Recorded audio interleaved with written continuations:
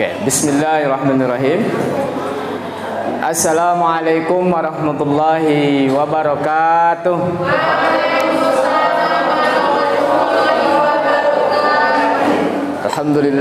Alhamdulillahilladzi an'ama alaina bi ni'matil iman wal islam. Asyhadu an la ilaha illallah wa asyhadu anna Muhammadan abduhu wa rasuluh. Allahumma shalli wa sallim ala sayyidina Muhammadin wa ala alihi wa ashabihi ajma'in. Amma ba'du. Rabbi shrah li sadri wa yassir li amri wahlul 'uqdatam min lisani yafqahu qawli. Rabbi zidni ilman warzuqni fahman. Yang terhormat Ustazah Kepala Sekolah, yang terhormat Ustazah Waka Kurikulum Ustazah Ani Purwani, dan yang terhormat Ustadz Aam Hamid Sudrajat Waka Kesiswaan. Kemudian yang terhormat juga Waka Sarana Prasarana Ustadz Mukhlasin, dan yang saya hormati dan saya banggakan seluruh Majelis Guru SDIT Ulil Albab Batang. Pada kesempatan kali ini di agenda ya hari Senin ini tanggal 7 Februari 2022, alhamdulillah kita bisa bersama-sama berkumpul dalam kegiatan yaitu pengimbasan guru penggerak program penerapan budaya positif di kelas dan di sekolah. Nah, begini ya, sebenarnya ini mendadak.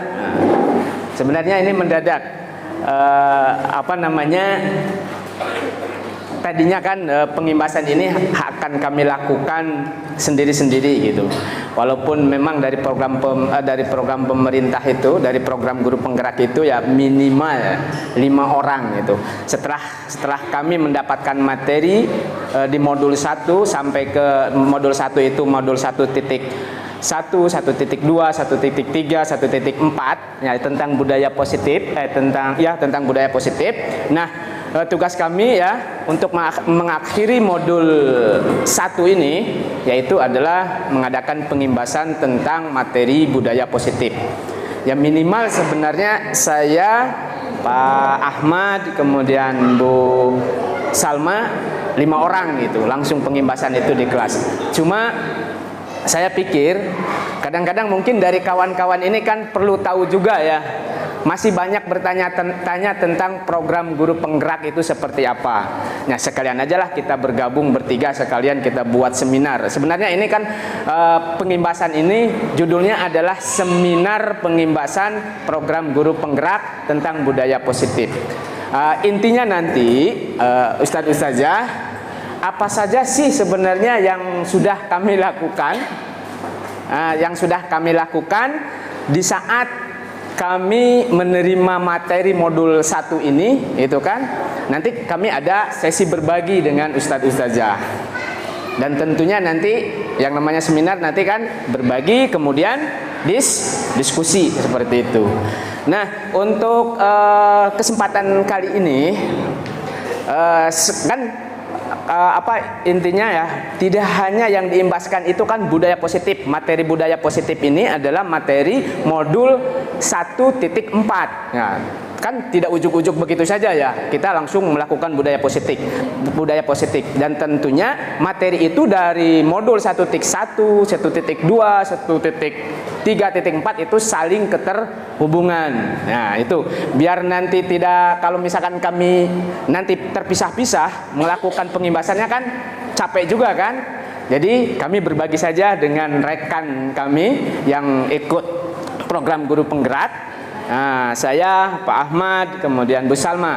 Nah, saya akan memberikan mungkin sekilas saja, nggak mungkin memberikan materi yang sudah saya pelajari semuanya ya. Saya juga kan, banyak itu, pasti panjang kali lebar kali tinggi pembahasannya. Ini hanya sekilas-sekilas saja. Dan nanti juga ada sesi tanya jawab ya, tanya jawab nanti. Oke, baik. Untuk yang pertama saya akan menyampaikan isi daripada materi nanti materi modul 1.1 ini yang saya dapatkan tentang paradigma dan visi guru penggerak. Nah, di paradigma dan visi guru penggerak ini kami belajar tentang konsep dasar, pemikiran dasar, yaitu tentang filosofi pendidikan itu sendiri. Ini adalah bagian mendasar bagi kita sebagai guru dalam mengembangkan tugas-tugasnya. Ini yang kami dapatkan materi itu adalah tentang refleksi. Refleksi di sini adalah berarti kalau refleksi itu bercermin ya, mempelajari gitu. Apa saja yang sudah saya lakukan, apa saja yang sudah kita pahami. Nah, itu seperti itu. Nah, pemikiran di modul 1.1 ini itu dasar filosofi pendidikan kita itu adalah mengambil dari pemikiran-pemikiran Bapak Pendidikan Indonesia, yaitu pemikiran Ki Hajar Dewantara atau Dewantoro. Kalau saya orang Sunda biasanya disebutnya Dewantara. Jadi Ki Hajar Dewantara. Jadi ini sangat menarik sekali itu. Sangat menarik sekali mengenai tentang pemikiran beliau ini. Dan sangat mendasar sekali. Karena ini adalah kunci nanti ke depannya kita melaksanakan mengaplikasikan tugas-tugas kita sebagai seorang pendidik. Oke, baik. Di sini asas pendidikan Ki Hajar Dewantoro, yaitu pendidikan itu dibedakan dibedakan menjadi dua menurut Ki Hajar Dewantoro itu. Ada istilah pendidikan, ada istilah pengajaran. Nih, selama ini kan yang namanya guru itu kan tugasnya mengajar gitu kan. Beda istilah mengajar dengan mendidik. Makanya terus terang ya, sebelumnya saya pernah juga membaca sebuah pemikiran beliau dalam bukunya. Itu bukunya yaitu ada dua buku sebenarnya. Ada pendidikan dan kebudayaan. Ini nanti ada hubungannya tentang kebudayaan.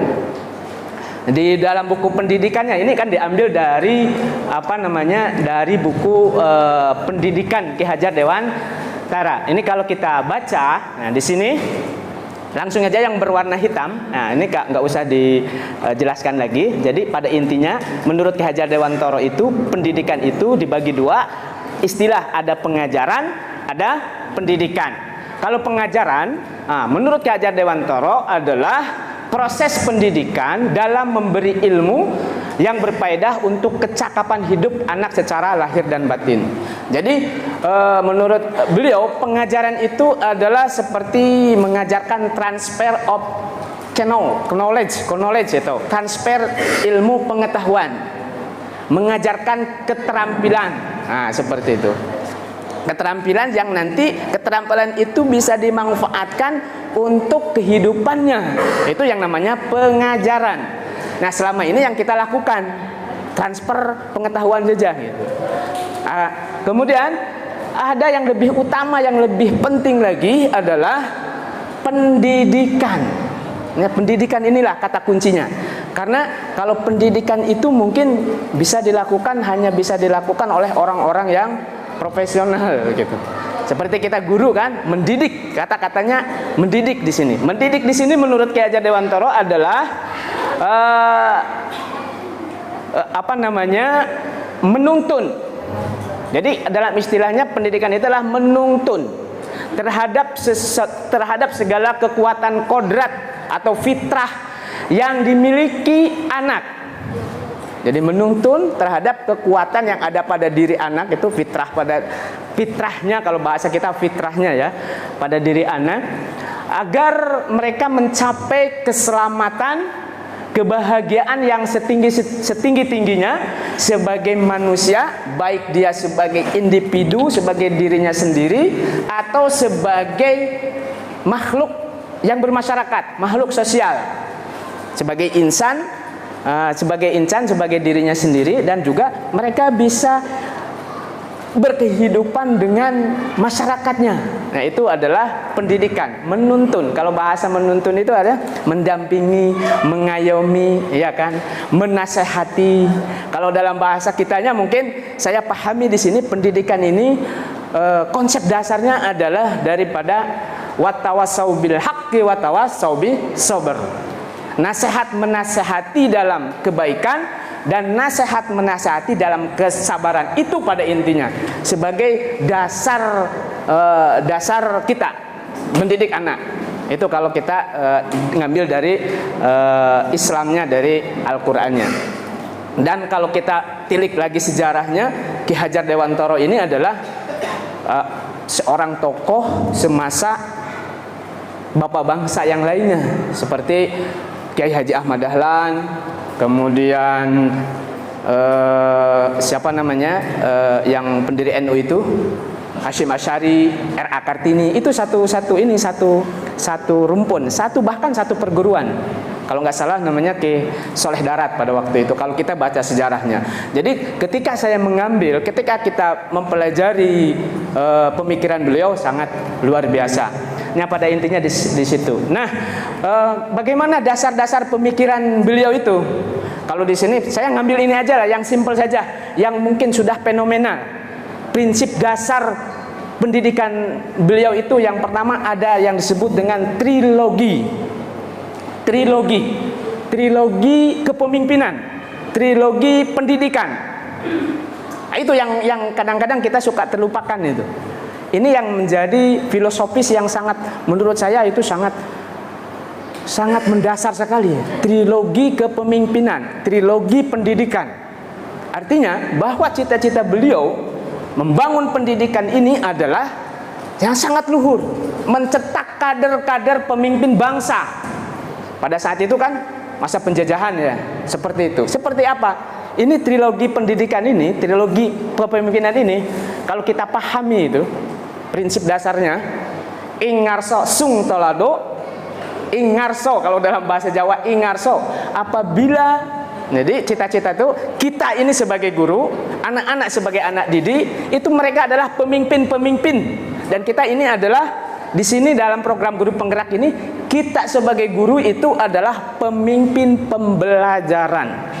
Nah, pemimpin pembelajaran, kita pemimpinnya.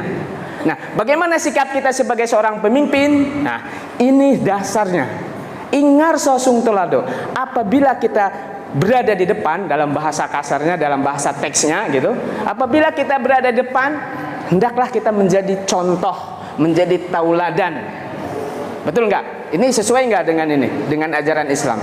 Sesuai kan? Kita sebagai guru itu harus memberikan contoh, memberikan tauladan kepada anak-anak didik kita. Kita sebagai pemimpin. Dan begitupun anak-anak pun harus bisa kita ajarkan. Kelas 6 itu akan menjadi pemimpin kepada adik-adik kelas yang lain. Harus memberikan contoh dan kita ajarkan mereka keterampilan menjadi pemimpin itu. Ya. Terus itu yang kita pahami ya. Kemudian kita sebagai seorang pemimpin sekedar selalu berada di depan, memberikan perintah, memberikan arahan, tidak. Tapi sebagai pemimpin adalah ingmadya mangun karsa, di tengah-tengah menjadi pembimbing. Ya, kita artinya sebagai seorang pemimpin harus terjun di tengah-tengah anak-anak itu, menjadi kawan, menjadi teman, menjadi pembimbing kita ketika dalam kesulitan seperti itu. Nah, itu ingmadya mangun karso. Kemudian tutwuri handayani, inilah yang menjadi lambang pendidikan kita, tutwuri handayani. Tutwuri handayani artinya ketika kita di belakang, maka kita harus menjadi pendorong, menjadi motivator, menjadi motivasi kepada anak didik kita. Kasih motivasi, kasih dorongan. Tugas kita itu 3: teladan, pembimbing, dan terus memberikan motivasi dan dorongan. Seperti itu. Sebenarnya masih banyak yang saya ingin sampaikan nanti di sesi diskusi. Mungkin ini sedikit adalah ada sistem yang sangat kental sekali ya, dan saya bisa rasakan bagaimana guru-guru lama dulu. Ini ya sistem among ini. Ini kita sebagai guru itu harus bisa ngomong, tidak hanya kita cerewet bawel kepada anak-anak kita gitu, mencerewetin aja gitu. Tetapi kita ini harus bisa ngomong, among, ngemong. Ada istilah seperti itu. Kita harus mampu memomong mereka. Memomong artinya apalah ya kalau dalam bahasa ini. Nantilah kita diskusikan ini, kayaknya waktunya banyak ya, nanti di sesi diskusi. Momong, among, ngomong. Jadi kita di sini sebagai guru adalah sebagai pamong. Pamong mereka. Jadi beda. Makanya bagusnya itu trilogi pendidikan sistem pamong, sistem among ini kan sistem yang digunakan pada masa pemerintahan Soekarno dan Soeharto. Maka aparat pemerintah desa itu kan disebutnya pamong desa. Jadi seorang pamong itu bukan seorang pemimpin, seorang yang diktator, seorang yang leader, beda bahasanya itu. Justru ini bagusnya sistem teori Ki Hajar Dewantara itu sistem among pamong itu harus diterapkan. Kalau kita di pramuka kan bagaimana sistem pramukaan digalakan? Ya sistem among itu. Nah ini mungkin sistem among. Banyak pemikiran-pemikiran beliau sebenarnya, mungkin saya kasih tahu saja. Nah di sini ini ada dua buku yang sebenarnya guru kita ya, ada dua buku Ki Hajar Dewantara, pemikiran konsep keteladanan sikap mereka pendidikan, dan satu adalah buku kebudayaan. Nah ini sebenarnya kalau kita baca luar biasa pemikiran-pemikiran. Dan menurut saya ya, justru pendidikan Ki Hajar Dewantara yang dibuatkan dalam sistem taman siswa itu, dalam istilahnya itu adalah pendidikan boarding, pendidikan pesantren. Jadi sebenarnya sekolah yang dibuat taman siswa itu adalah guru itu adalah orang tua ideologis anak, bukan hanya sekadar pengajar pembimbing. Jadi kita itu kepada anak didik itu ya anak kita, itu adalah anak kita, tapi anak ideologis kita. Jadi batin kita, lahir batin kita adalah harus terpaut, terkoneksi dengan anak kita. Itu tujuan paradigma yang ingin pada istilahnya luar biasa. Selama kita kuliah belajar tentang teori-teori pendidikan, teori pembelajaran dari teori-teori barat, oke aja kita terima. Tapi ternyata ada, ibarat menurut saya pemikiran Ki Hajar Dewantara kalau kita baca itu bukunya, luar biasa sebenarnya. Cita-citanya sangat luhur, ingin mencetak generasi masyarakat Indonesia menjadi kader-kader pemimpin bangsa. Makanya ada istilahnya memayuh-hayuning diri. Nah itu ajaran Ki Hajar Dewantara itu, memayuh-hayuning diri, memayuh-hayuning bangsa, memayuh-hayuning buono. Artinya memayu bahasa Jawanya seperti apa? Kalau bahasa Sundanya itu ngalareskan diri sendiri. Jadi kita harus bisa membenahi diri sendiri dulu. Setelah itu benahi diri bangsa kita. Setelah itu baru kita memikirkan dunia. Kan luar biasa menurut saya pemikiran beliau itu. Kalau kita baca buku ini, itu aja mungkin. Kemudian selanjutnya adalah ini modul 1.2 ini. Setelah kita memahami prinsip dasar, baru seperti apa sih nilai kita, peran kita. Nah, singkat aja langsung. Nilai kita ini mungkin ini dari materi yang didapatkan dari kegiatan guru penggerak. Sebenarnya nilai itu kan apa ya istilahnya dalam bahasa ininya, ruhnya gitu kan. Kalau perannya ya aplikasinya kita seperti apa gitu. Ruhnya dulu kita dapat, nilainya adalah kita sebagai guru harus mandiri tentunya. Kalau kita tidak mandiri berharap instruksi dari orang lain ya nggak mungkin kan.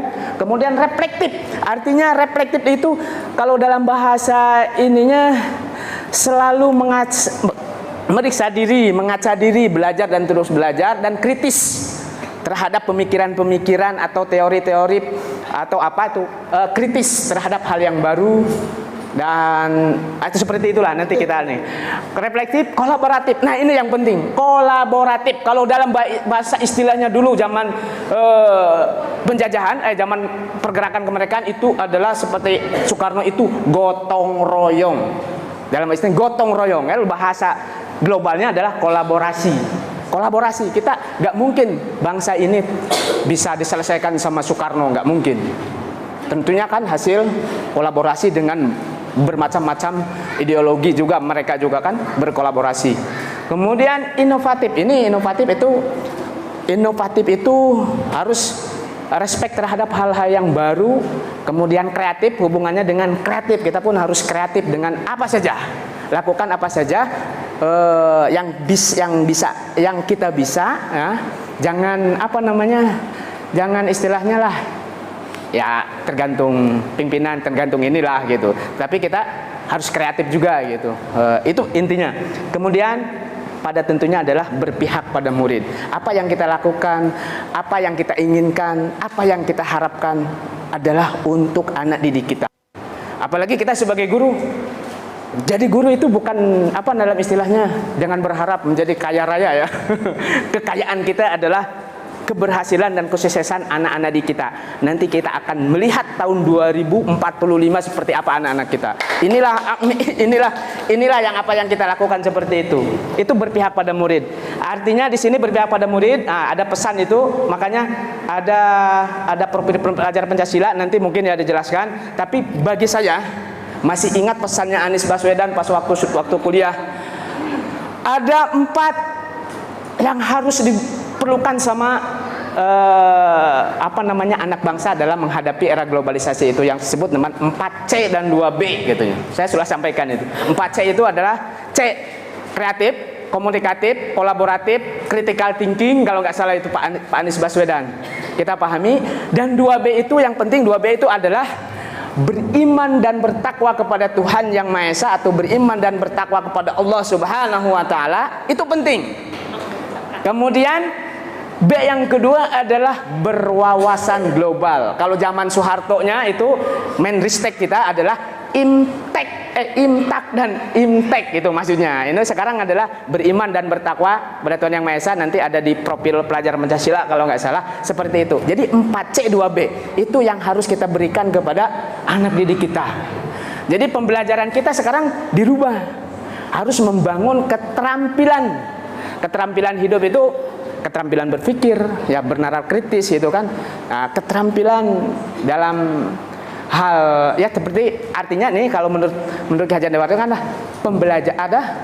pengajaran dan pendidikan. Mengajarkan sesuatu berarti memberikan keahlian hidup sesuai dengan minat dan bakatnya. Yang terpenting adalah mendidik akhlaknya. Kalau mendidik itu berarti kan akhlaknya, perilakunya.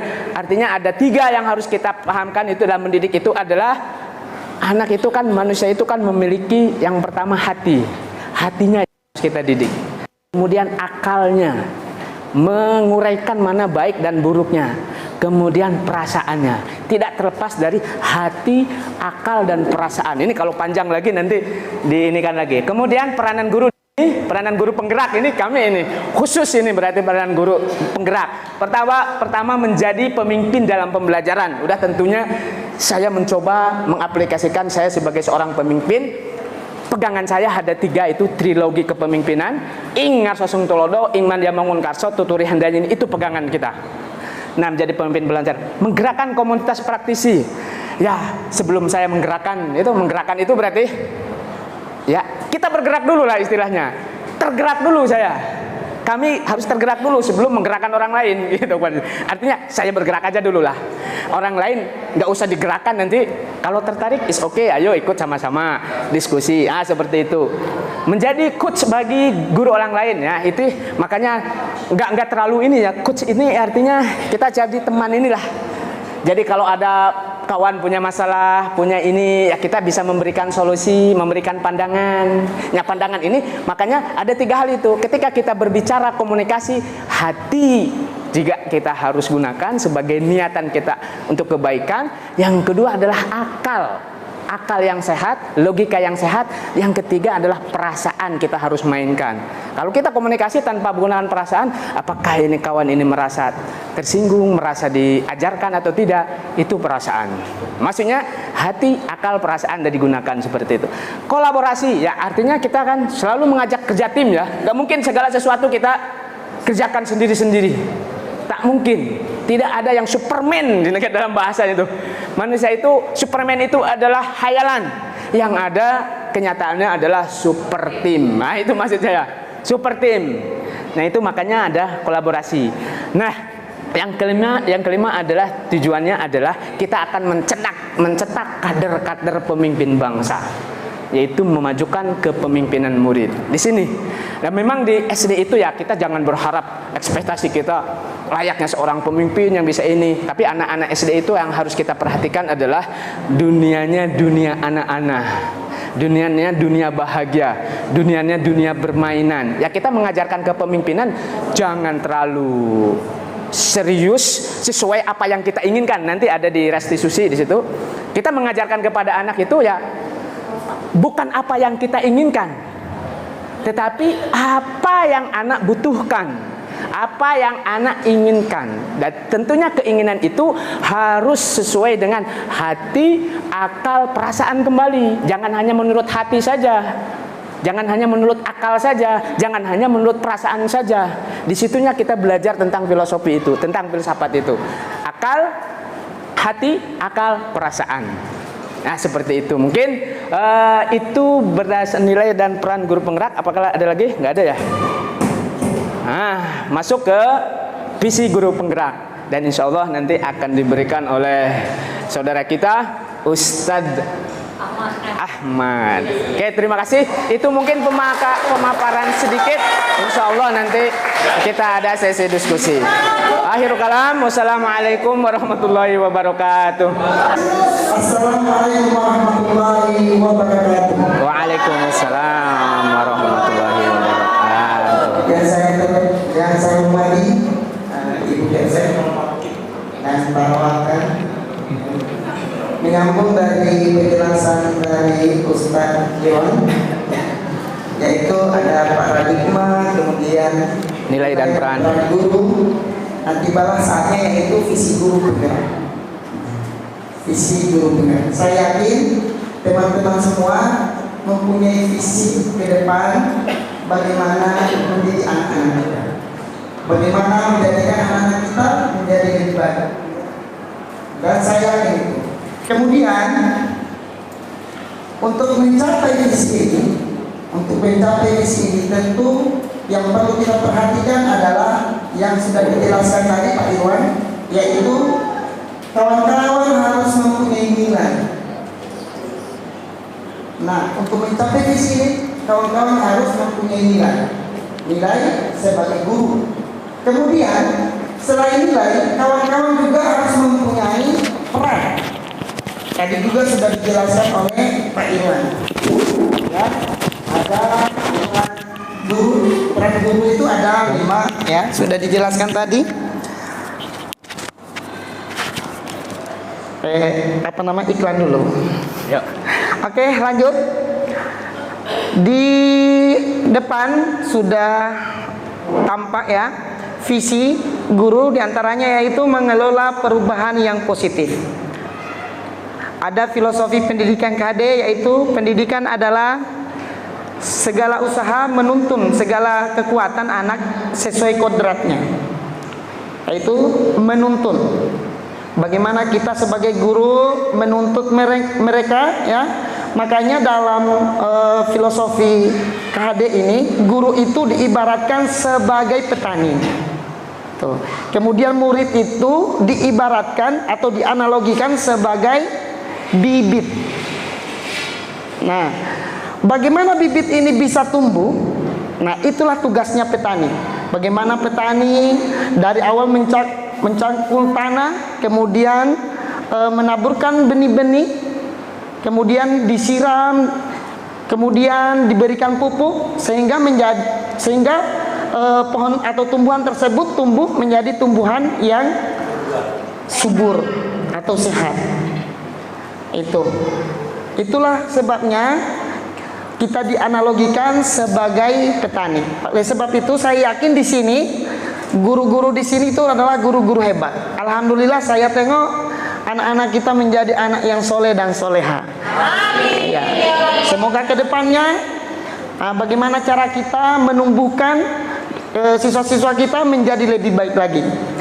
Oke, kemudian peran guru penggerak. Tadi sudah juga dijelaskan, tapi saya bacakan ulang ya.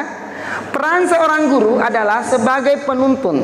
Artinya menuntun siswanya untuk menjadi dirinya. bukan menuntut ya. Nah, bukan menuntut. Jadi bedakan antara menuntut dengan menuntun. Nah, kalau menuntut itu bahaya. Pengadilan.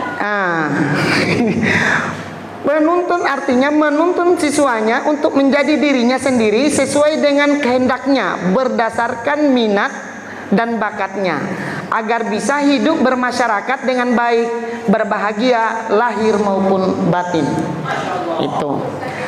Kemudian peran guru penggerak ada 5. Tadi sudah dijelaskan juga, yaitu menjadi pemimpin pembelajaran, kedua menggerakkan komunitas praktisi, ketiga mendorong kolaborasi antar guru, menjadi coach bagi guru lain, dan mewujudkan kepemimpinan siswa. Kemudian ada satu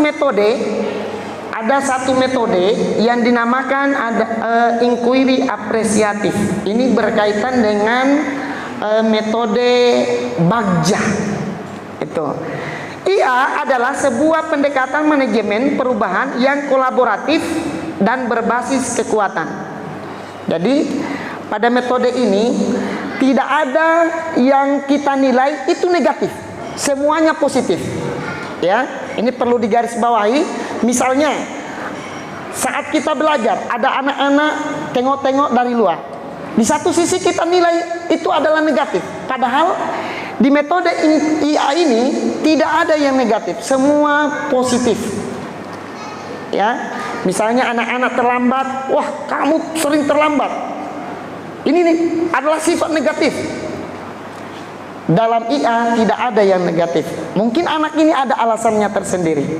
Maka itu adalah tugas kita, yaitu menuntun mereka menjadi lebih disiplin lagi. Seperti itu. Kemudian menumbuh kembangkan nilai positif dalam diri guru penggerak dan di luar diri anak dan pemangku kepentingan. Ada beberapa tahapan Bagja. Bapak Ibu bisa lihat di layar ya. Langkah-langkah penerapan tahapan perencanaan dalam penerapan peranan dan visi guru penggerak. Dalam tahapan Bagja ini ada 4, yaitu ambil pelajaran, kemudian gali mimpinya, kemudian jabarkan rencana, yang terakhir adalah atur eksekusi. Itu. Ambil pelajaran, gali mimpinya, kemudian jabarkan rencana, atur, kemudian eksekusi. Seperti itu. Kemudian visi murid merdeka. Murid yang memiliki kebebasan dalam mengembangkan potensinya, minat dan bakatnya, bakat belajarnya dengan mandiri, kreatif, bertanggung jawab, dan inovatif, sehingga terwujudnya manusia yang memiliki profil Pancasila. Kawan-kawan sudah tahu profil Pancasila? Saya kira sudah tahu ya. Ada ya, profil pelajar Pancasila. Ada mandirinya, beriman dan bertakwa, kemudian berakhlak mulia, berkebinekaan, kemudian yang terakhir gotong royong. Itu profil pelajar Pancasila. Itu perlu kita ketahui bersama ya. Kemudian terwujudnya manusia yang memiliki profil Pancasila tadi sudah ya, sebagai generasi pemimpin bangsa untuk Indonesia emas di 2045. Untuk mewujudkan visi tersebut diperlukan kolaborasi antara pemangku kepentingan seperti kepala sekolah, yayasan, komite sekolah, tokoh masyarakat, orang tua, rekan guru, dan siswa. Kemudian serta lembaga-lembaga lain yang bisa menjadi kekuatan membangun dan mengembangkan visi tersebut. Oke, masih ada Pak Irwan? Nah, sekarang Alhamdulillah itu terakhir penjelasan dari saya. Semoga ambil positifnya ya. Dengan kata lain yang bisa kita simpulkan adalah pandang segala sesuatu itu dengan positif, hilangkan negatifnya. Itu saja, terima kasih. Assalamualaikum warahmatullahi wabarakatuh. Oke, bismillahirrahmanirrahim. Assalamualaikum warahmatullahi wabarakatuh.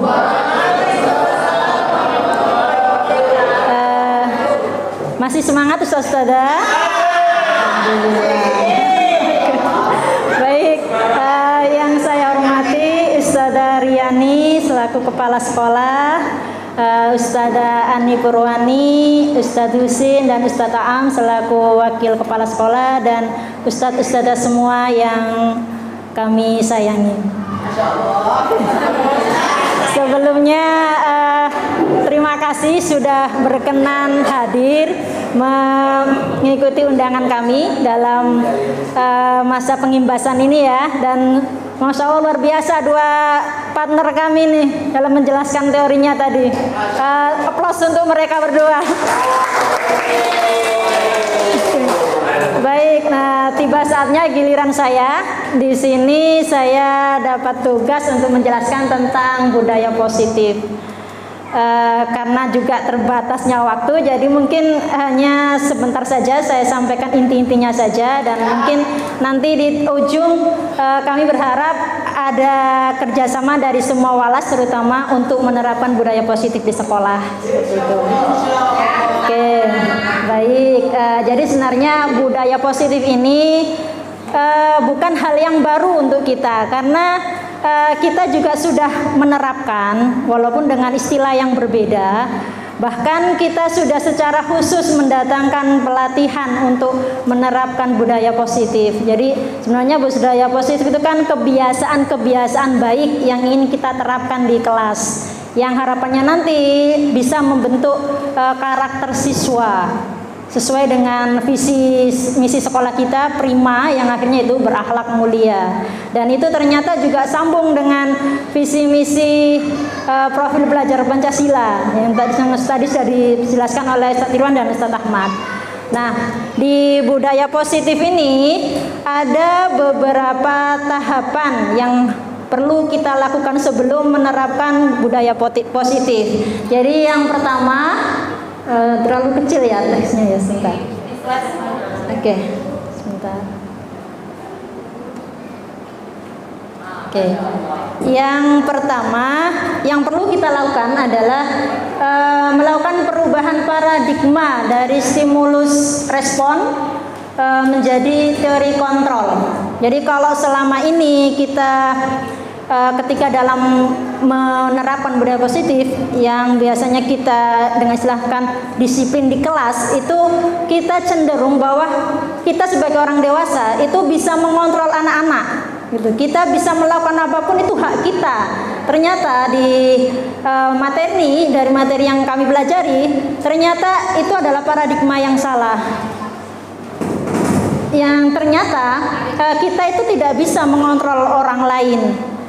Karena setiap orang itu punya pribadinya masing-masing, punya keunikannya masing-masing, dan di dalam Islam juga disebutkan bahwa yang bisa mengontrol hati, yang membolak-balikan hati itu hanya Allah Subhanahu wa taala.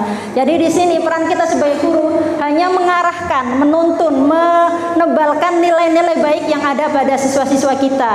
Hanya seperti itu. Jadi kita tidak bisa mengontrol penuh, atau kita kemudian melakukan penekanan terhadap anak untuk melakukan apa yang kita inginkan.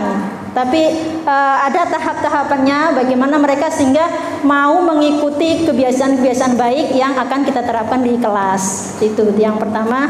Kemudian yang kedua, tahapan berikutnya adalah kita harus paham apa arti disiplin dan motivasi manusia dalam melakukan kegiatan. Untuk yang arti disiplin sama motivasi ini, insya Allah semua guru di sini sudah paham apa itu disiplin, ya Ustazah ya. Jadi tidak perlu saya jelaskan lebih panjang lagi. Nah, yang berikutnya adalah yang perlu dilakukan adalah membuat keyakinan kelas. Ada hukuman, kemudian ada penghargaan. Nah, ini juga kalau tidak salah juga sudah pernah kita terapkan. Kalau dulu kita pernah pelatihan itu dengan Ustadz Jinan, itu tentang classroom management. Di situ juga kita diajarkan bagaimana mengatur kelas, membuat budaya di dalam kelas, kemudian juga membuat prosedur-prosedur dalam kegiatan. Nah, itu sebenarnya sudah kita lakukan. Dan di sini ada perbedaan, ada aturan kelas, ada keyakinan kelas. Nah, kenapa kita pakai keyakinan kelas, kenapa bukan peraturan? Karena kalau di peraturan itu sudah ditentukan dari pihak sekolah. Dan biasanya salah satu pihak saja yang membuat. Sedangkan di keyakinan kelas ini lebih difokuskan pada bagaimana menumbuhkan motivasi positif dari diri anak untuk melakukan budaya positif. Jadi kita bersama-sama anak membuat kesepakatan kelas yang nantinya kita terapkan bersama-sama. Jadi semua itu lahir dari kesadaran diri mereka sendiri, sehingga ketika diterapkan mereka juga tahu, oh ini salah, ini benar, saya yakinnya seperti ini, kenapa kesalahan ini harus saya lakukan. Jadi lebih dari internal anak itu sendiri. Seperti itu. Kemudian selanjutnya tahapan berikutnya adalah ketika sudah membuat keyakinan kelas, kita juga sebagai guru harus tahu kebutuhan dasar manusia. Jadi ketika kita membuat aturan disiplin di kelas, tentu tidak semuanya berjalan sesuai dengan apa yang kita harapkan. Pasti ada kendala. Nah, di situ ketika kemudian kita melihat ada siswa kita kok melanggar aturan yang sudah kita buat, jangan kemudian langsung menjustifikasi atau langsung menyimpulkan, tapi dicari dulu alasan anak ini kenapa melakukan kesalahan seperti itu. Nah, itulah yang harus kita tahu dari kebutuhan dasar manusia ini. Contohnya gini, ada siswa yang selalu tiap hari itu ketika belajar kerjaannya itu tidur gitu. Kan bukan berarti kemudian si anak ini pemalas. Tapi kita cari dulu sumber masalahnya apa? Kenapa ini anak setiap belajar tidur? Kita cari kebutuhan dasar apa yang belum dia dapatkan. Apakah dari sisi kesehatan, atau dari sisi mungkin dia kurang perhatian, atau dari sisi yang lainnya, atau dia kurang kebebasan dalam waktunya di rumah, atau dia sebenarnya pengen waktu untuk bermain. Yang namanya anak-anak SD terutama itu punya hak untuk waktu bermain seperti itu. Atau mungkin ada anak yang setiap kali itu usil aja sama kawannya. Nah, bisa jadi kenapa dia usil? Mungkin dia kurang perhatian dari orang tua atau sekelilingnya. Jadi yang perlu kita tahu adalah kita cari dulu masalahnya apa. Kita pahami dulu kebutuhan dasar manusia sehingga kita tahu dan bisa memberikan solusi yang tepat untuk anak itu. Dan langkah berikutnya adalah posisi kontrol. Nah, ini yang kemarin di sini cukup menarik materi ini, karena ternyata dari posisi kontrol ini kita bisa tahu di posisi mana kita sebagai guru. Sebelum ke sana ini saya mau menunjukkan, nah ini kemarin kesepakatan kelas yang sudah kami buat, yang coba terapkan di kelas 5A, yang juga mengimbas ke kelas sebelahnya, yaitu di kelas 5B. Terima kasih Ustazah Mutia.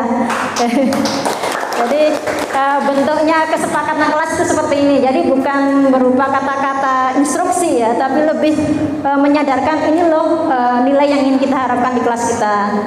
Ini yang pertama, yaitu kelasku adalah kelas yang bersih, rapi, dan nyaman. Jadi dari situ kan nanti anak harusnya seperti apa kalau ingin seperti ini gitu.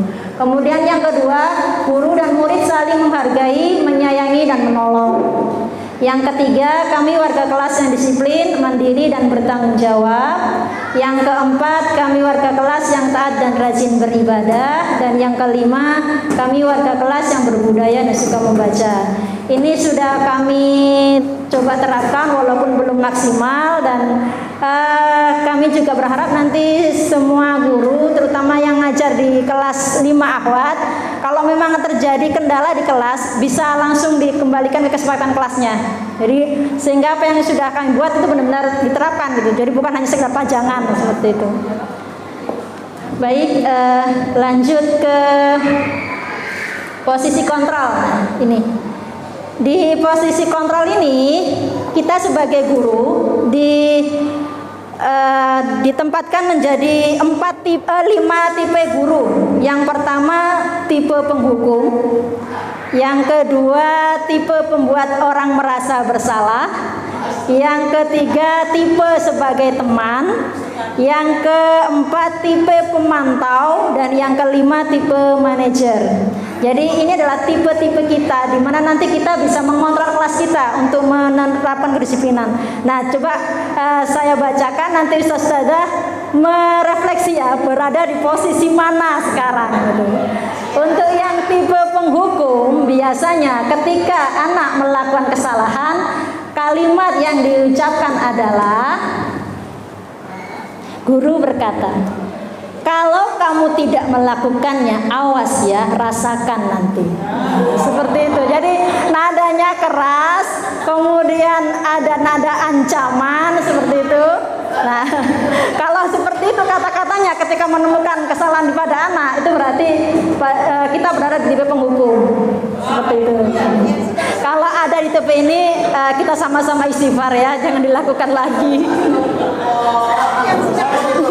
Kemudian yang kedua, tipe pembuat orang merasa bersalah.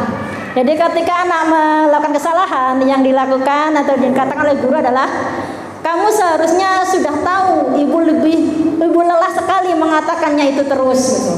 Jadi membuat si anak ini merasa tidak nyaman dan merasa bersalah dengan tindakannya. Padahal kalau menurut teori kebutuhan tadi, belum tentu itu sepenuhnya salah anak.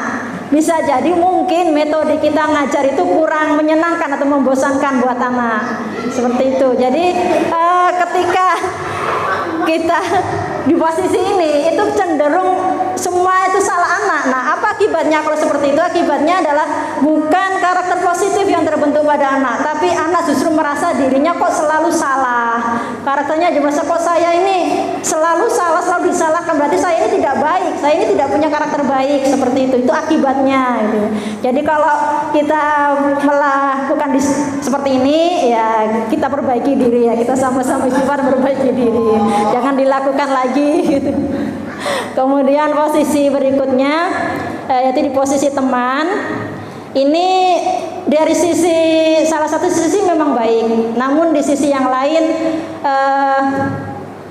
akibatnya itu anak tergantung pada salah satu guru tersebut. Jadi ketika si anak ini melakukan kesalahan, yang dikatakan guru itu seperti ini. Memang dari sisi personal, interaksi antara guru ini bagus. Cuman ya ketika gurunya tidak ada di kelas, ketika orang lain yang menggantikan, jadinya kedisiplinan itu tidak bisa terbentuk. Nah, apa yang diucapkan sang guru? Biasanya seperti ini ucapannya, ayolah lakukan demi ibu. Tuh, jadi kayak teman gitu kan. Jadi ketika gurunya bukan yang ngajar itu bukan guru tersebut, ada guru yang lain yang menggantikan, si anak itu lebih cenderung untuk melanggar aturan karena tipenya beda gitu. Dan kita harusnya standar, tipe di kelas itu harusnya standar. Jadi kedisiplinan belum terbentuk gitu. Jadi bukan karena alasan salah satu guru atau figuritas seperti itu. Atau juga biasanya begini, masa kamu tidak mau ingat tidak ibu pernah bantu gitu, atau gini, ya sudahlah nanti ustazah ayo bantu beresin gitu. Jadi kan tanggung jawab anak itu juga tidak terbentuk seperti itu. Jadi memang bagus secara personal, tapi untuk diterapkan di dalam kelas yang klasikal itu mungkin perlu dievaluasi seperti itu. Kemudian tipe berikutnya adalah tipe pemantau. Kalau di tipe pemantau ini ketika anak melakukan kesalahan, jadi sang guru itu selalu mengingatkan aturannya apa. Jadi semacam apa ya, kalau ini tuh malaikatnya dicari, ini aturannya gini. Jadi dicari semua celah-celah kesalahannya gitu. Jadi macam polisi gitu. Semuanya anak itu semacam penjahat yang harus dipantau terus gerak-geriknya. Jadi semacam CCTV kita gitu. Dan yang terakhir ini posisi yang terbaik. Mudah-mudahan kita berada di posisi ini, yaitu tipe manajer. Selayaknya manajer, maka dia mengolah emosi anak, mengolah emosi diri sendiri, dan mengolah kelasnya. Nah, ketika sang manajer ini menemukan kesalahan yang dilakukan oleh seorang anak, maka yang dilakukan oleh guru adalah beliau mengatakan, nah apa yang kita yakini. Jadi kembalikan kepada kesepakatan kelas yang sudah dibuat tadi.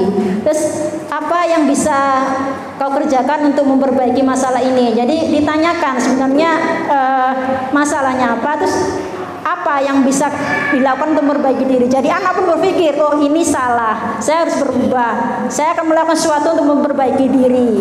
Jadi dia memang tahu dia salah, tapi dia kemudian dikembalikan bahwa dia adalah pribadi yang baik yang bisa belajar dari kesalahannya. Seperti itu. Jadi itu adalah 5 posisi kontrol. Semoga kita bisa menjadi guru yang berada di posisi kelima ini. Dan yang terakhir di proses penerapan budaya positif adalah ketika terjadi pelanggaran kesepakatan, maka yang dilakukan adalah restitusi. Apa itu restitusi? Restitusi adalah proses menciptakan kondisi bagi murid untuk memperbaiki kesalahan mereka sehingga mereka bisa kembali pada kelompok mereka dengan karakter yang lebih kuat. Itu menurut Gosen di bukunya di tahun 2004. Nah, tahapannya ada 3, yaitu yang pertama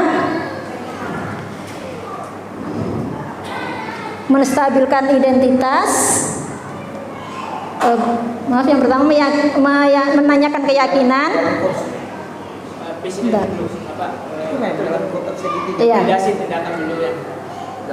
Validasi tindakan yang salah, kemudian menanyakan keyakinan, dan yang terakhir menstabilkan identitas. Jadi yang harus dilakukan ketika anak melakukan satu kesalahan, yang pertama adalah ditanya dulu. Karena pada dasarnya setiap tindakan pasti ada alasannya. Jadi tanya alasannya apa, kenapa melakukan seperti itu. Jangan langsung di-cut atau langsung kita menyimpulkan gitu. Jadi itu yang pertama. Kemudian yang kedua adalah kita kembalikan ke keyakinan kelas kita apa. Jadi menanyakan anak, keyakinan kelas kita apa yang sudah lakukan. Kenapa harus melakukan kesalahan seperti itu. Jadi dia jadi berpikir, oh iya ini salah, saya harus berubah. Dan terakhir adalah menstabilkan identitas. Jadi mengajak anak untuk melakukan satu perubahan yang lebih baik. Seperti itu. Dan beberapa ini saya lewati aja. Oke. Untuk teorinya saya rasa sudah cukup sampai di situ. Iya. Filenya ya nanti insya Allah di-share. Nah, untuk penerapannya dari kelas saya yang sudah saya terapkan dari tadi membentuk keyakinan. Nah, saya mengajak anak itu untuk melakukan budaya positif, yaitu disiplin, kemudian mandiri dan kolaborasi. Nah, saya kira kalau ini diterapkan tiap kelas, insya Allah karakter anak-anak kita akan terbentuk. Nah, untuk itu, karena saya yakin setiap kelas juga sudah mempunyai good habitnya masing-masing. Seperti yang di kelas 2 ya Bu Fia ya, ada materi khusus tentang good habit ya. Gimana kalau kita kemudian buat satu form lah, satu bentuk budaya kelas dari masing-masing kelas. Jadi setiap kelas itu dibukukan gitu, disatukan kelas 1 apa budaya kelasnya, kelas 2 apa, kelas 3, kelas 4, 5 sampai 6, sehingga nampak karakter anak siswa kita ini tuh seperti apa, seperti ini yang dibuat oleh masing-masing kelas. Jadi ketika anak ini di kelas 1 sudah ada good habitnya seperti ini, tinggal dilanjutkan di kelas berikutnya, ditambahi lagi, kemudian dilanjutkan lagi di kelas selanjutnya, sehingga kita bisa tahu bahwa siswa ulil albab itu seperti ini karakternya, seperti yang sudah kita biasakan di setiap harinya, seperti itu. Dan itu butuh kerjasama dari saudara semua. Untuk itu mudah-mudahan nanti ada tindak lanjutnya ya Ustazah Riani ya. Nanti mudah-mudahan nanti dari budaya positif ini bisa kita bentuk lah karakter siswa SD Ulil Albab itu seperti apa, dari pembiasan-pembiasan yang sudah dilakukan oleh walasnya di kelas masing-masing dan juga dari semua ustaz-ustazanya di Ulil Albab. Itu saja dari saya, kurang lebihnya mohon maaf. Akhirul kalam. Assalamualaikum warahmatullahi wabarakatuh.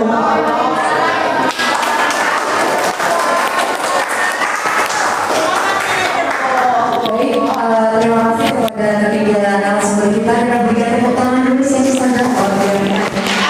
Sudah jadi motivator. Insya Allah ya. Baik, yang terakhir kami mintakan kepada Ustazah, mungkin jika ada yang ingin bertanya, kami mintakan 1 atau 2 pertanyaan seperti itu terkait hal ini untuk menggenapkan pembahasan mereka untuk ya 1 juga apa, 1 aja karena ini waktunya sudah mau asar ya. 1 aja silakan Ustazah Dalian. Assalamualaikum warahmatullahi wabarakatuh.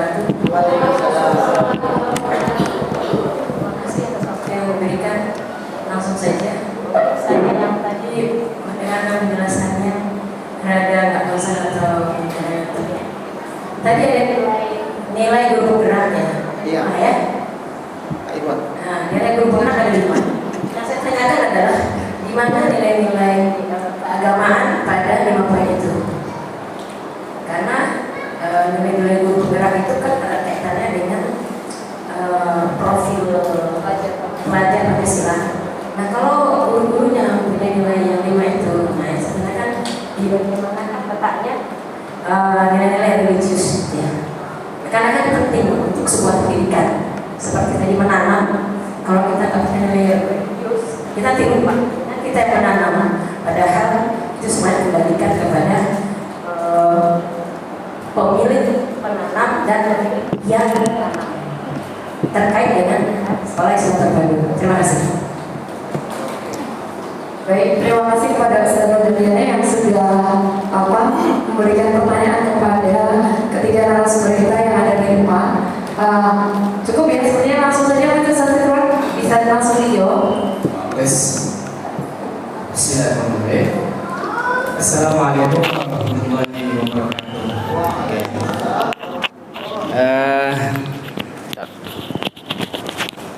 Terima kasih Ustazah Daliana telah bertanya.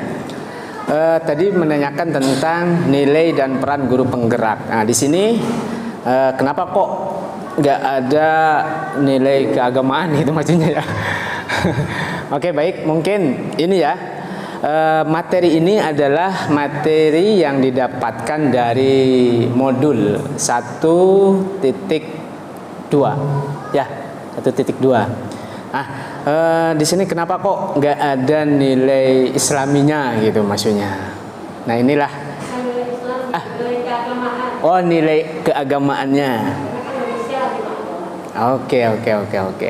Bagaimana saya menjawabnya ya? Mungkin ini ada perbedaan perspektif aja.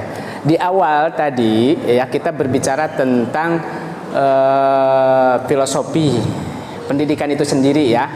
Di sana itu sebenarnya yang harus kita pahami itu yang pertama itu adalah sebenarnya ada ya, tujuan utamanya itu adalah kita sebagai guru ini ingin, kalau kita berdasarkan dari program pemerintah, ingin mencetak para pelajar itu profil pelajar Pancasila ya, istilahnya. Itu kan sudah ada sebenarnya tujuannya kan di sana, visi kita, yaitu yang pertama itu poin yang pertama, yaitu beriman dan bertakwa dan berakhlak mulia.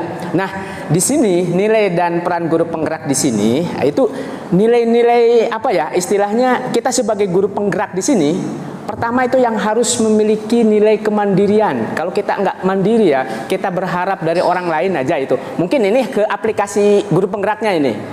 Artinya ke aplikasi saya sebagai guru penggerak, kami sebagai guru penggerak, nilai yang paling utama itu yang harus saya miliki adalah kemandirian. Kemandirian dalam belajar, kemandirian dalam membaca, mencari referensi, berinovasi nanti kan. Itu maksudnya nanti. Yang penting mandiri kita. Jadi tidak menunggu instruksi dari program sekolah gitu kan.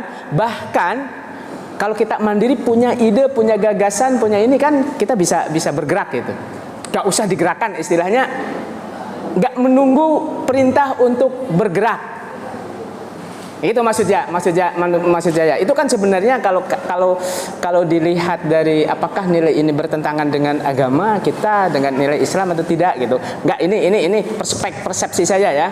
Itu boleh gitu. Jadi enggak perlu secara eksplisit atau dalam bahasanya apa ya, tertera gitu kan nilai agamaan bagi saya seperti itu. Nah, itu maksudnya reflektif. Nah, apa artinya reflektif itu kan istilahnya? Artinya kita harus bisa merefleksi diri gitu, tidak merasa diri saya sudah bisa, saya sudah mampu, saya sudah melakukan sesuatu. Jadi intinya kita masih banyak kekurangan, masih butuh pengetahuan, masih butuh latihan, masih butuh orang lain, masih butuh bimbingan. Kalau dalam bahasa kasarnya reflektif itu yang saya pahami seperti itu. Iya kan, butuh nggak kita? Kalau kita nggak pandai-pandai merefleksi itu artinya kayak gini. Kalau kita sebagai guru itu kan kita pernah belajar tentang kan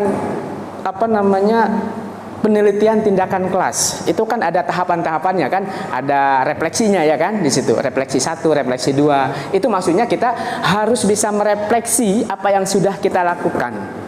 Sudah sampai seperti apa? Sudah merasa puas atau masih kurang enggak gitu kan. Itu maksudnya nilai yang kita inginkan sebagai guru itu. Kita mampu merefleksi diri. Kemudian kolaboratif. Selama ini guru itu kan ini konteksnya ke guru ya, bukan konteksnya secara umum ya. Tadi kalau kita berbicara tentang itu kan filsafat itu tadi yang di awal itu filosofi paradigma itu kan filsafat. Ini setelah kita mempelajari tentang filsafat, tentang konsep itu, baru kan ini nilainya itu maksudnya. Kemudian kolaboratif itu kan suatu hal yang wajib gak kira-kira kita melakukan kolaborasi bersama? Kita sebagai guru gitu. Gak mungkin kita ngajar itu, kita ke sekolah ngajar, udah gitu aja. Gak perlu gak guru orang lain. Kita perlu gak kawan yang lain. Kita kan perlu diskusi, kita perlu guru yang lain, ya kan? Ketika ada program, makanya di sini nanti kan ada sebenarnya tadi mungkin terlewatkan tentang visi, ya kan? Tentang visi. Tentang visi di sini. Nah ini visi guru penggerak di sini. Nah ini kan untuk membangun visi itu kan istilahnya ada beberapa tahapan itu. Artinya ada program nggak? Contoh kita ini programnya yang kita gunakan yang kemarin saya coba sosialisasikan bersama kawan-kawan di modul ini tentang visi. Saya punya program namanya 5R yang sudah kita pelajari ya kan.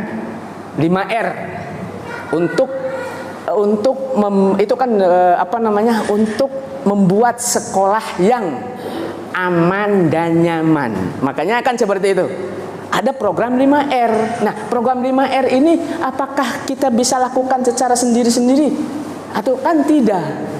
Kita butuh kolaborasi. Jadi dalam intinya kita ini di zaman globalisasi ini tidak ada orang yang pintar, yang cerdas, yang paling ini bisa menyelesaikan semuanya. Yang ada kita harus berkolaborasi. Tidak ada yang lebih pintar, tidak ada yang lebih bodoh, tidak ada yang ini. Itu maksudnya nilai sebagai guru itu. Nilai itu apa namanya? Hal-hal yang positif yang harus kita miliki. Inovatif ya tentulah kita akan. Apalagi kalau kita sekolah kita kalau inovasi cuma ngajar gitu aja, plet misalnya lurus saja gitu kan. Sedangkan perubahan zaman yang begitu cepat seperti ini bagaimana itu? Kita keteteran. Contoh sekolah kita ya, alhamdulillah kan. Dalam masa pandemi ini kalau kita tidak berkolaborasi, tidak berinovasi, tidak kreatif, tumbang kita. Sekolah penggerak dan guru penggerak ini adalah program unggulannya Kementerian Pendidikan Nasional, pemerintahan Jokowi. Makanya pemerintahan Jokowi itu menyalurkan dana begitu besar dengan harapan ada perubahan paradigma baru. Karena memang zaman ini berubah, apalagi kita hidup di era industri 4.0, era teknologi. Ya, apalagi ada istilahnya era society 5.0, era kehidupan masyarakat sosial 4.5, 4G. Dan di mana seperti apa sih era society 4.0 itu? Ya, di mana kehidupan kita ini sangat tergantung sekali dengan teknologi. Nah, makanya sekolah kita kalau kita tidak kreatif, tidak inovatif, hanya plet ngajar gitu aja, ya kan, nggak beradaptasi dengan teknologi. Ya alhamdulillah kita punya sekarang kan. Nih contohnya ini pemerintah dengan mencanangkan akun Belajar ID itu mengeluarkan triliunan demi berharap masyarakat itu masyarakat Indonesia itu punya wawasan global dan berpikir kritis melek teknologi. Nah kita sudah punya itu kan. Sebelum pemerintah punya itu akun seperti itu kita sudah punya. Kita sudah lebih jauh kan. Dan gitu kan. Itu kan apa namanya ini? Ini salah satu kemandirian kita. Kita tidak tergantung sama pemerintah kan. Kita sudah punya sendiri. Kita bisa berinovasi sendiri. Kita bisa kreatif. Itu tujuan nilai kita itu sebenarnya. Nah terkait dengan, makanya gini, mohon maaf ya Ustadz-Ustadzah, bagi saya pendidikan itu, ilmu itu, segala sesuatu ilmu yang baik untuk kepentingan hidup manusia itu adalah ajaran agama kita. Matematika ajaran agama kita, IPA ajaran agama kita. Semua ilmu itu pada dasarnya baik. Kita mengajarkan matematika, kita mengajarkan IPA, kita mengajarkan IPS, mengajarkan itu ilmu agama kita. Jadi maksud saya, kita jangan terjebak dengan kalau istilahnya itu sekuler. Justru kita berpikir sekuler kalau seperti itu, membedakan antara ilmu agama sama ilmu umum. Ilmu agama itu adalah ilmu segala sesuatu yang baik untuk kebutuhan hidup masyarakat, kehidupan kita, untuk kebahagiaan dunia dan akhirat. Itulah ilmu agama. Ya, makanya itu seperti itu. Ya, saya mengambilnya seperti ini. Saya ngambil dari pemikiran Imam Ghazali, bahwa ilmu itu hanya ada dua, fardu ain dan fardu kifayah. Ilmu yang wajib dimiliki oleh setiap insan dan ilmu yang hanya wajib dimiliki oleh beberapa orang saja. Itu aja ilmu. Jadi walaupun ini ya itu mandiri, reflektif, kolaboratif, inovatif, berpihak pada murid, itu ajaran agama kita menurut saya. Oke, terima kasih. Itu mungkin. mungkin itu. Terima kasih, Baik, mungkin ini ya saudara mohon maaf. Materi ini kan diperuntukkan untuk seluruh masyarakat bisa. Jadi sifatnya umum global. Jadi memang tidak ada muncul khusus tentang nilai religiusnya. Tapi disinilah kita sebagai seorang Islam, sebagai sekolah Islam harusnya. Tapi yang dilakukan adalah jangan kemudian apatis atau kemudian tidak peduli dengan program pemerintah ini, karena ternyata mereka sangat serius sekali menggarapnya. Jadi dengan kita ikut berpartisipasi, mudah-mudahan nanti bisa mewarnai di sana dan kita munculkan nilai-nilai religius itu di sana. Mungkin seperti itu. Jadi secara umum memang ya belum muncul di situ, tapi mudah-mudahan dengan dari beberapa sekolah Islam yang guru-gurunya ikut di sana mau mewarnai nantinya. Terima kasih saja ya.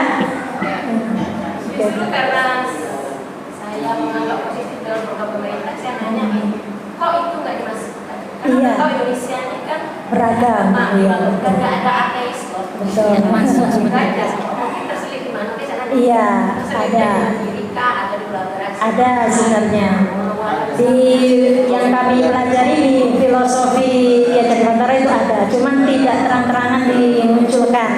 Jadi belajar filsafat juga ya? Iya ada, seperti bisa. Iya. Seperti itu. Iya. Insya Allah. Oke, terima kasih saudara itu saja. Baik, terima kasih kepada Ustazah yang hari ini sudah memberikan pertanyaan luar biasa ya kepada kita, dan di sesi paling akhir ini kami minta kepada Ustazah Yani selaku Kepala Sekolah SD IPB Al-Alfa mungkin untuk memberikan closing statement di agenda kita pada sore hari ini. Kepada Ustazah kami persilahkan. Ya, terima kasih Ustazah Yuli. Aplaus untuk tim guru penggerak.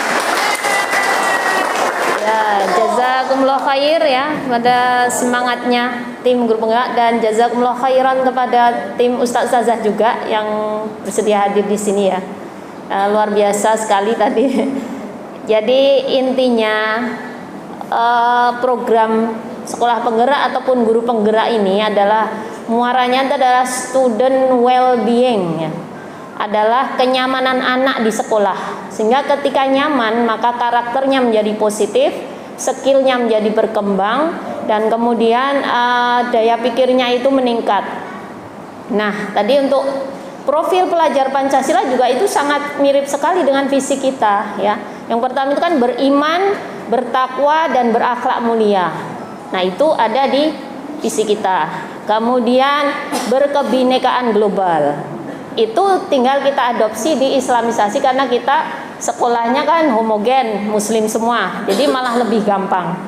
Jadi namun ketika kebinekaan global itu di mana kita bisa bersikap baik kepada yang berbeda dengan kita agar kita menjadi aman, dan juga mereka kepada kita tidak berprasangka negatif sehingga mereka juga merasa aman, gitu ya.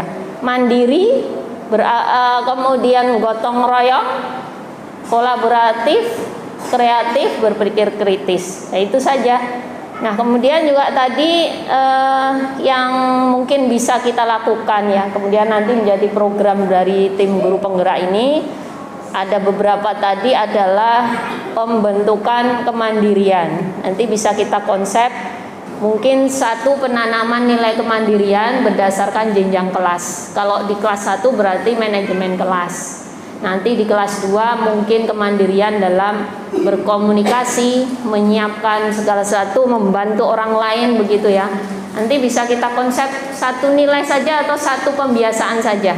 Jadi kita sudah mulai nanti program pembiasaan sebelum lonceng sekolah penggerak, mungkin 10 menit sebelum masuk itu baris ya. Di situ penanaman nilainya mungkin secara verbalnya, dan kemudian controlling dari pembiasaan yang kita sepakati nanti.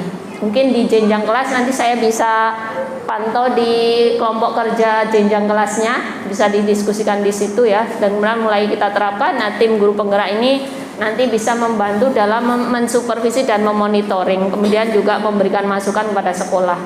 Kayak begitu untuk program pembiasaan. Dan intinya Ustazah, memang modal kita, modal pengalaman, pengetahuan tidak akan pernah cukup karena kita mengelola orang di zaman teknologi yang semakin maju dan kemudian meluas menjadi global. Sehingga modal kita sepintar apapun kita, setua apapun dan sebanyak apapun pengalaman kita nggak akan cukup. Jadi kalau yang sudah merasa nyaman di zonanya itu nggak akan maju, tergilas oleh Yaman. Jadi kita harus maju dan merasa tidak bisa. Memang kalau merasa tidak bisa nanti jadi maju ya.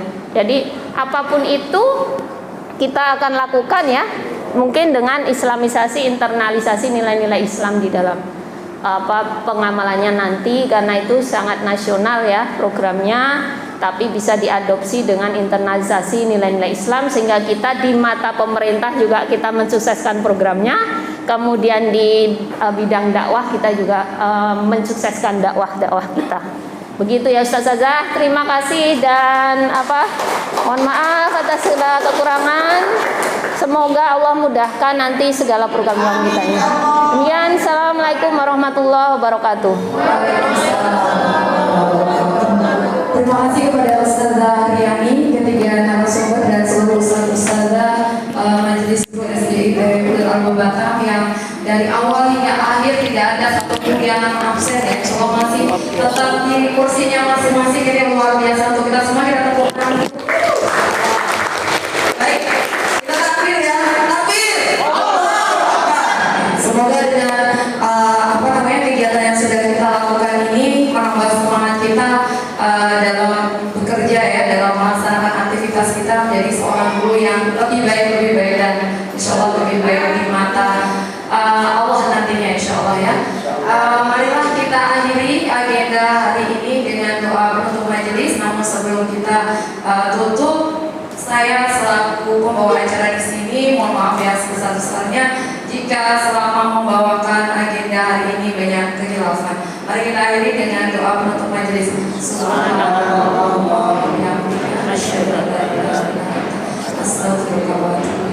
Saya akhiri. Assalamualaikum warahmatullahi wabarakatuh.